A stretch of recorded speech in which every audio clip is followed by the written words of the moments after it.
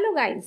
आज जिस मूवी को हम देखने वाले हैं उसका नाम है डी ब्लॉक और तमिल लैंग्वेज में रिलीज हुई एक साइको थ्रिलर मर्डर मिस्ट्री है।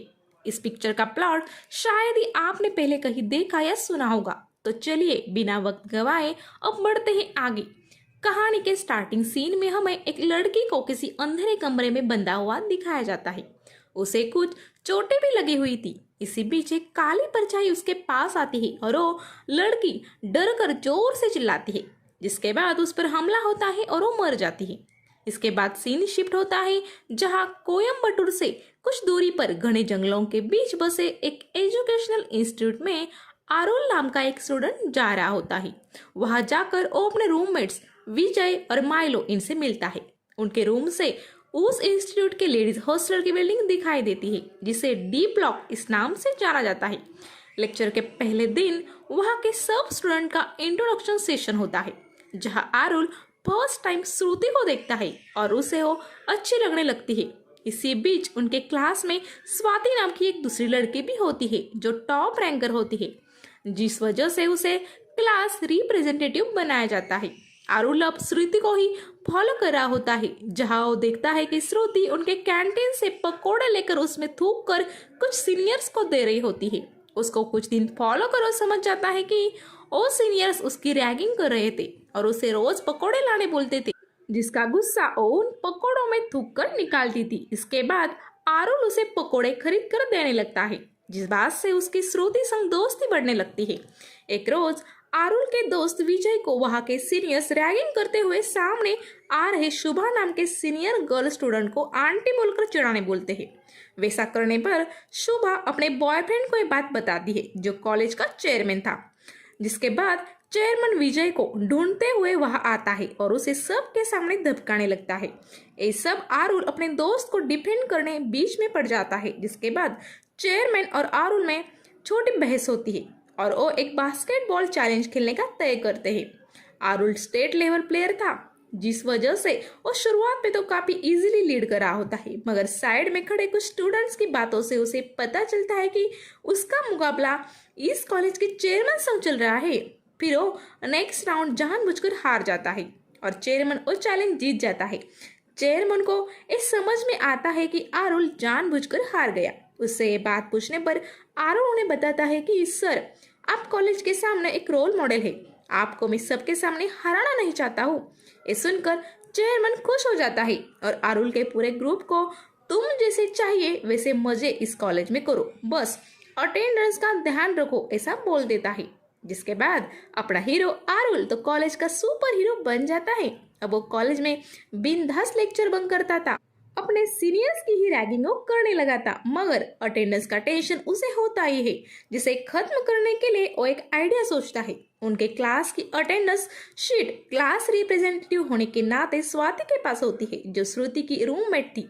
इसलिए आरुल श्रुति को उसे चुरा कर उसे देने बोलता है, ताकि वो अपने साइन उस पर कर सके। शुरुआत में श्रुति तो इस बात से मना कर देती है, मगर प्यार का सहारा लेके आरुल उसे इमोशनल कर देता है। फिर वो मान जाती है। उसी रात स्वाति को उनके रूम से बाहर कोई काली परछाई खड़ी है ऐसी दिखती है, जिस बारे में वो श्रुति और रिया इन रूममेट्स को भी बताती है। बाहर देखने पर उन्हें कुछ भी नहीं दिखता। फिर वो स्वाति को तू थोड़ा रेस्ट कर ऐसा ताना मारते हैं। स्वाति के दिमाग में वही सब चल रहा था, जिस वजह से वो उस परछाई का एक ड्राइंग भी बनाती है। इसी बीच उसे बाहर कुछ हलचल भी महसूस होती है। श्रुति और रिया सो गई थी, जिस वजह से स्वाति अकेले ही बाहर निकलती है और हॉस्टल की छत पर चली जाती है। अचानक उसके पास काले कपड़े पहना एक लंबा आदमी आ जाता है, जो उसे घसीट कर कहीं ले जाता है। इसके बाद सीन मॉर्निंग में शिफ्ट हो जाता है, जहां हम देखते हैं कि स्वाति की मौत हो चुकी है। उस इंस्टीट्यूट की मैनेजमेंट अपनी रेपुटेशन बचाने के लिए इस बात को इतना महत्व न देते हुए एक किसी वाइल्ड एनिमल ने किया होगा स्टेटमेंट मीडिया में दे देती है। साथ ही वो पुलिस को मैनेज कर इस केस का इन्वेस्टिगेशन भी दबा देते हैं। ये सब होने के बाद स्वाति के घर वाले वहां आकर उसकी चीजें काफी दुखी होकर ले जाते हैं, मगर उस रात उसकी बनाई पेंटिंग वही रह जाती है। इसे देखने पर श्रुति उसे आरुल को भी दिखाती है और बोलती है कि स्वाति को उस रात कोई बाहर था, ऐसा बार बार लग रहा था, कहीं उसका खून तो नहीं हुआ। इस सुनने पर आरुल उसे समझाता है कि पुलिस ने भी इन्वेस्टिगेशन की है। अब ये सब बातें सोचकर कोई मतलब नहीं है, ये किसी जानवर का ही काम रहेगा।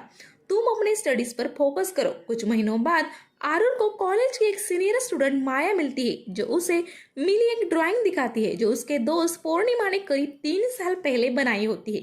पूर्णिमा की मौत भी स्वाति की तरह ही हुई थी। ड्राइंग देखने पर आरुण को भी उस स्वाति ने बनाई ड्राइंग जैसी ही लगती है। उस रात श्रुति का बर्थडे होता है, जिस वजह से उसे रात में सरप्राइज देने आरुण अपने दोस्तों संग उनके हॉस्टल के दीवार पर चढ़कर उसे एक एलईडी ग्रीटिंग दिखाकर विश करता है। इस सरप्राइज को अपने रूम से देखकर श्रुति बड़ी खुश हो जाती है। उसी बीच आरुण और उनके दोस्तों को वहां टेरेस पर काले कपड़े पहने कोई आदमी खड़ा दिखता है, जो पलक झपकते ही गायब हो जाता है।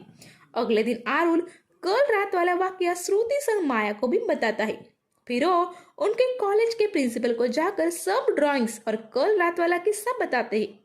प्रिंसिपल ये सब देखकर चौंक जाते हैं। वो इस बात को दबाने के लिए उल्टा आरुण को ही डांटते हैं कि कल रात तुम डी ब्लॉक के पास क्या कर रहे थे? तुमने कॉलेज के रूल्स तोड़े हैं। तुम पर इस मिसकंडक्ट के लिए एक्शन लेना चाहिए। फिर वो गर्ल्स हॉस्टल के वार्डन को बुलाकर उन्हें भी आरुण के हरकतों के बारे में बताते हैं। इसके बाद वो श्रुति और आरुण इनको एक दूसरे संग कैंपस में घूमने को मना कर देती है। इस सब घटना के बाद उन स्टूडेंट्स के दिमाग में कई सवाल खड़े हो जाते हैं। कॉलेज मैनेजमेंट भी इस बात को दबाना चाहती है, ये वो समझ जाते हैं, जिस वजह से वो लोग अपने आप ही इस गुत्थी को सुलझाने की ठान कर कितने स्टूडेंट्स की मौत यहाँ पढ़ते वक्त हुई है ये ढूंढने लगते हैं। एक रोज आरुण लंच टाइम के दौरान प्रिंसिपल के ऑफिस में घुस जाता है, जहां वो सब स्टूडेंट के रिकॉर्ड चेक करने लगता है। उसी बीच वहां कॉलेज के ट्रस्टी और प्रिंसिपल आ जाते हैं। आरुण वहां छुप कर उनकी बातें सुनने लगता है। वो बोल रहे होते हैं कि गर्ल स्टूडेंट्स की हो रही मौत की घटना को अब कुछ दूसरे स्टूडेंट्स मर्डर से रिलेट कर रहे हैं। हमें क्या करना होगा? जिस पर ट्रस्टी बोलता है कि स्टूडेंट्स का ध्यान भटकाओ। ये बात जितनी दबी रहेगी उतनी ही कॉलेज के रेपुटेशन के लिए अच्छा है। फिर वो वहां से निकल जाते हैं। वहां छुपा आरुण समझ जाता है कि कॉलेज मैनेजमेंट भी जानबूझकर इस मामले को निगलेक्ट कर रहा है।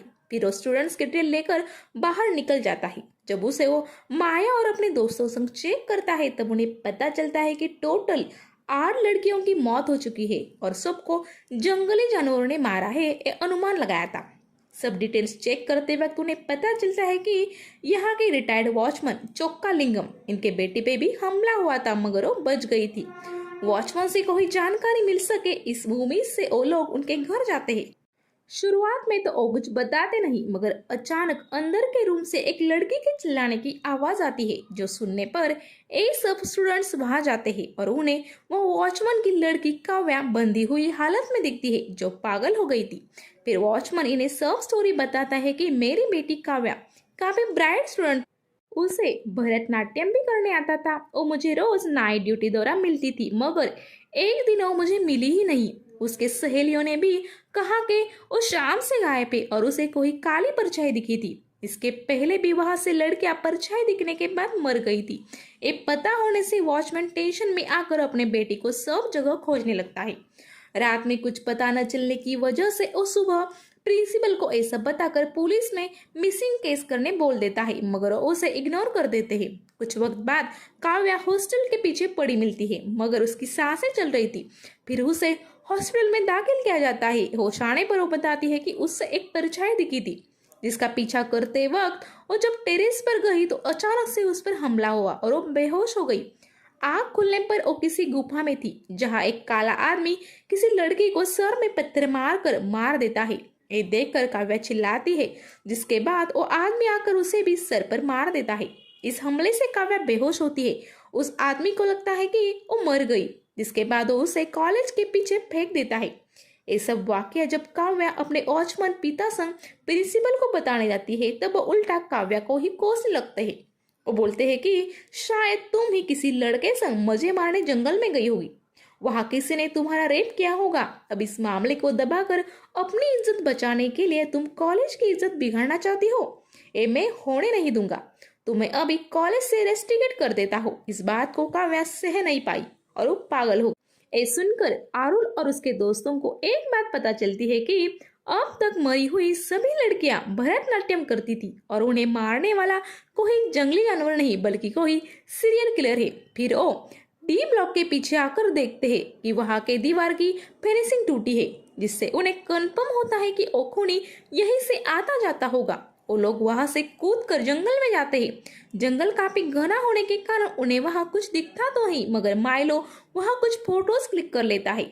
फिर वो लोग वापस हॉस्टल में आते हैं। अगली शाम जब आरुल फोटोज ठीक से देख रहा होता है तब उसे दिखता है कि पेड़ के पीछे से उन्हें कोई काला आदमी चुपके से देख रहा था। वो इस बात को माया को बताने के लिए कॉल करता है। तब उसकी रूममेट बताती है कि वो अपने वॉक करने टेरेस पे गई है। ये सुनकर आरुल फौरन अपने विंडो में चला जाता है, जहां उसे वो काला आदमी माया को उठाकर नीचे फेंकते हुए दिखता है। अगले दिन माया की मौत किसी जंगली जानवर के हमले से हो गई है, ये सबको पता चलता है, मगर सच सिर्फ आरुल को ही पता था। वो उसे अपने दोस्त और श्रुति को ही बताता है। फिर वो कॉलेज कैंटीन की अन्ना से कुछ सवाल करता है, क्योंकि अन्ना कैंटीन कॉलेज को स्टार्टिंग से संभालता था। आरुल से सब बातें जानने के बाद अन्ना उसे बोलता है कि एक काम काली का लग रहा है, जो इस डी ब्लॉक को बनाने वाला एक मजदूर था। काम पूरा होने पर एक रोज उसे लड़कियों के टॉयलेट में झांकते हुए कुछ स्टूडेंट्स ने पकड़ा था। फिर उसे खूब पीटकर पुलिस को सौंप दिया। पुलिस से पूछताछ करने पर जब काली का नाम और गांव को जानते हैं तब उन्हें क्लियर होता है कि ये लड़का बचपन से ही ऐसी हरकतें करता आ रहा है। 15 साल की उम्र में उसने गांव की 2 लड़कियों को एक सुनसान जगह पत्थर से मारकर उनके बालों को घर लेकर आया था और उन्हें छुपा रहा था। जब एक बात उसके पिताजी देख लेते हैं तब उन्हें सब हकीकत बता देता है और बोलता है कि मुझे खून लगे लड़कियों के बाल पसंद है। ये सुनकर उसके पिताजी अपने बच्चे की सलामती के लिए सब इल्जाम अपने सर पर ले लेते हैं।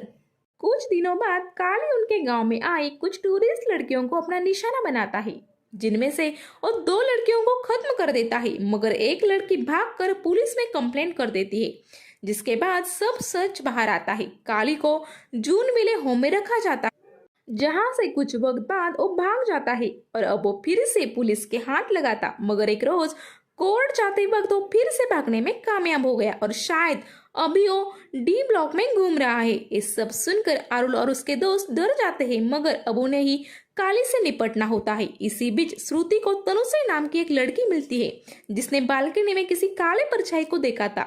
इत्तेफाक से वो भरतनाट्यम डांसर भी थी। आरुल अपने दोस्तों से अलर्ट हो जाता है और वो तनुश्री के रूम में चुपके से घुस जाते हैं। उन्हें लगता था कि काली अब तनुश्री पे ही अगले कुछ ही दिनों में हमला करेगा, मगर वो देखता है कि तनुश्री के बाल का विग वहां लटकाया था। उस बारे में पूछने पर तनुश्री बताती है कि वो नकली है। फिर आरुल उससे पूछता है कि जिस दिन तुमने काली परछाई देखी थी क्या वो तुम्हें फॉलो कर रही थी? तब वो बताती है नहीं, वो श्रुति के रूम के बाहर घूम रही थी। फिर आरुल को एक कंफर्म होता है कि काली सिर्फ लंबे बाल और लड़कियों को टारगेट करता है। वो श्रुति को कॉल करने ही जा रहा था तब उसे उसके रूम पार्टनर रिया की चिल्लाने की आवाज सुनाई देती है। बाहर जाने पर रिया बताती है कि श्रुति को कोई काला आदमी उठाकर टेरेस पे ले गया है। आरुल जब टेरेस पर जाता है तब वो देखता है कि काली श्रुति को पीठ पर रखकर उस फिनिशिंग से कूदकर जंगल में चला गया है। आरुल भी दोस्तों संग उस जंगल में चला जाता है। काफी चलने के बाद उन्हें एक जगह दिए की रोशनी दिखती है। वहां जाने पर वो एक गुफा होती है।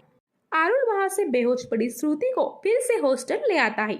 अगले कुछ ही घंटों में जब ये बात काली को पता चलती है तब वो फिर से हॉस्टल में आता है और श्रुति को उसके रूम से ले जाने लगता है। आरुल को खबर मिलने पर वो फिर से वह अपने दोस्तों संग आ जाता है। उनकी काली संग जोरदार लड़ाई हो जाती है। काली एकदम जंगली आदमी था और उन यंग लड़कों में भारी पड़ जाता है।